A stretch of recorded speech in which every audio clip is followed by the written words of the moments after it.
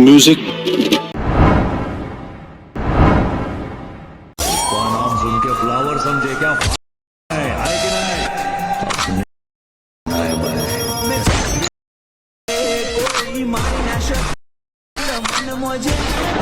तो मित्रों आगे તમે જે હેપી બર્થડેનું સ્ટેટસ જોયું તેવું સ્ટેટસ બનાવવા માટે તમારે અલાઇટ મોશન એપ્લિકેશનને ઓપન કરી લેવાની છે। બે પ્રોજેક્ટ તમને ડિસ્ક્રિપ્શનની અંદર મળી જશે।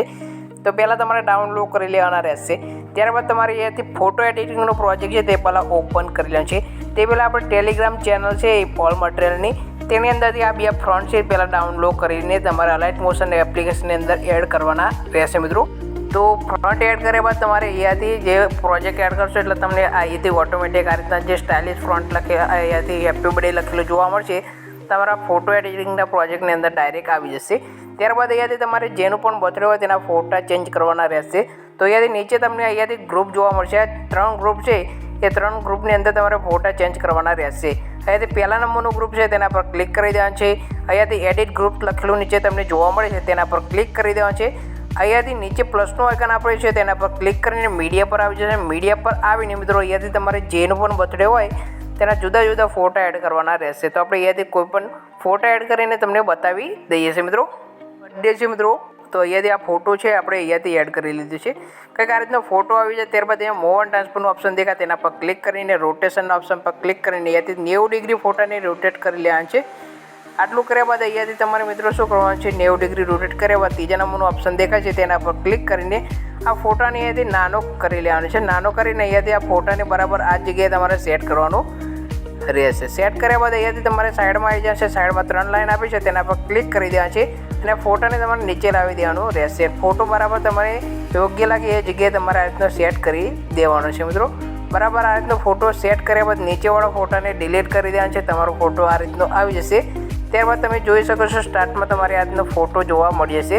તેવી જ રીતે બીજા નંબરનો ગ્રુપ છે તેની અંદર પણ આ રીતે ફોટો ચેન્જ કરવાનો રહેશે। તો બીજો કોઈ પણ ફોટો તમારી જોડે સારો ફોટો હોય મિત્રો તેવા ફોટો એડ કરી લેવાના છે મિત્રો આપણે। તો બીજો એક ફોટો છે, આ ફોટાને આપણે અહીંયાથી એડ કરી લીધો છે। આગળ જે આપણે પ્રોસેસ કરતી સેમ 90 ડિગ્રી રોટેટ કરી લેવાનું છે અને ત્રીજા નંબરના આઇકન પર ક્લિક કરીને આ રીતે ફોટાને નાનો મોટો કરીને તમારે આ રીતે કરી લેવાનો રહેશે। તો ડિલીટ કરી દેવાનું છે। ડિલીટ કર્યા બાદ મિત્રો સેમ આ રીતે ત્રીજો ફોટો પણ તમારે ચેન્જ કરી લેવાનો છે। આવી રીતે તમારે જુદા જુદા 3 ફોટા ચેન્જ કરવાના રહેશે મિત્રો। અહીંયાથી ફટાફટ આપણે ચેન્જ કરી લઈએ છીએ ફોટાને। ત્યારબાદ તમારે અહીંયાથી જે કંઈ બીજા લાસ્ટ એક ફોટો છે મોટી સાઇઝનો સારો ક્વોલિટીનો તે ફોટો તમારે એડ કરવાનો હશે। તે પહેલાં તમે 3 ફોટા એડ કરી લેવાના છે। આપણે અહીંયાથી 3 ફોટા છે, પહેલાં આ લાસ્ટ ફોટો ત્રીજા નંબરનો છે તે ફોટાને અહીંયાથી આ રીતના એડ કરી લીધી છે। એડ કર્યા બાદ અહીંયાથી આ ફોટાને આ રીતે રોટેટ કરી લેવાનું છે। આ રીતે ફોટો બરાબર આવી જાય એટલે તમારે બરાબર વચ્ચે આ રીતનો સેટ કરી લેવાનું છે। આટલું કરશો એટલે તમારા ફોટાનો જે પ્રોજેક્ટ છે આ રીતનો એડ થઈ જશે મિત્રો આપણે અહીંયાથી ફોટો એડિટિંગનો।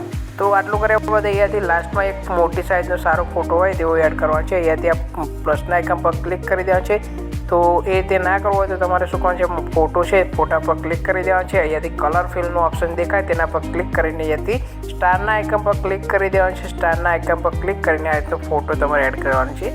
તમારો ફોટો કંઈક આ રીતના જોવા મળી જશે। તે પછી તમારે શું કરવાનું છે, ફોટાને બરાબર આ રીતનું સેટ કરવાનું રહેશે।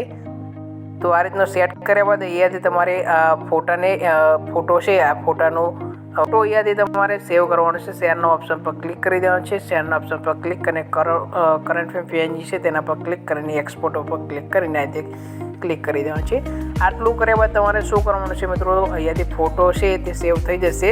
સેવના ઓપ્શન પર ક્લિક કરીને અહીંયાથી ફોટાને સેવ કરી લેવાનું છે। સેવ કર્યા બાદ આપણે જે બીટ માર્ક કરેલો પ્રોજેક્ટ છે આ રીતનો હેપી બર્થડેનો પ્રોજેક્ટ તેને ઓપન કરી રહ્યા છો। ઓપન કર્યા બાદ અહીંયાથી તમારે આ રીતનું જોવા મળે તો આ રીતે ઓકે કરી દેવા છો। ઓકે કરીને અહીંયાથી નામ ચેન્જ કરવાનું છે। લાસ્ટમાં તમને અહીંયાથી લખેલું જોવા મળશે વેનુપા, તો ગ્રુપ ઉપર ક્લિક કરી દેવાનું છે। એડિટ ગ્રુપની અંદર ક્લિક કરીને આથી નીચે તમને આ ઉપરવાળું ઓપ્શન છે તેના પર ક્લિક કરીને એડિટ ગ્રુપની અંદર જઈને અહીંયાથી મિત્રો તમારે અહીંયાથી જે કંઈ નામ હોય મિત્રો જેનું પણ બર્થડે હોય તેનું નામ લખવાનું છે। તો આપણે અહીંયાથી જે આપણે ફોટો જેનું બર્થડે છે તેનું નામ આપણે વિનોબા છે તો અહીંયાથી નામ ચેન્જ કરતા નથી, તમારે ચેન્જ કરવાનું રહેશે। આ રીતનું ચેન્જ કરી લેવાનું છે। ચેન્જ કર્યા બાદ અહીંયાથી તમારે મિત્રો અહીંયાથી બીટ માર્ક કરેલા છે ત્યાં આવી જાય છે અને અહીંયાથી આપણે જે ફોટો એડ કરેલો છે આ જગ્યાએ તે આવીને ફોટા પ્રમાણે તમારે ફોટા ઉપર ક્લિક કરી દેવાનું છે। ક્લિક કર્યા બાદ અહીંયાથી કલમ ફિલનો ઓપ્શન પર ક્લિક કરીને અહીંયા સ્ટારના આઇકન પર ક્લિક કરીને આપણે જે ફોટો આગળ બનાવ્યો હતો તે ફોટાને અહીંયાથી લઈ લેવાનો છે. તો અહીંયાથી આપણે આગળ ફોટો બનાવ્યો છે તે ફોટાને અહીંયાથી આ રીતનો લઈ લીધું છે. ત્યારબાદ અહીંયાથી તમે જોઈ શકો છો ફોટાનું આપણે જે વિડીયો છે હેપી બર્થડેનું આ રીતે બનીને રેડી થઈ ગયું છે. હવે આ વિડીયોને તમારે સેવ કરવાનું છે. શેરનો ઓપ્શન પર ક્લિક કરી દેવાનું છે. ક્લિક કર્યા બાદ નીચે એક્સપોર્ટ ઉપર ક્લિક કરશો એટલે વિડીયો તમારા ગેલેરીની અંદર આવી જશે. વિડીયો તમને કેવું લાગ્યું કોમેન્ટ બોક્સની અંદર જરૂર જણાવજો. નવા એક વિડીયો સાથે મળીશું મિત્રો. ત્યાં સુધી જય માતાજી.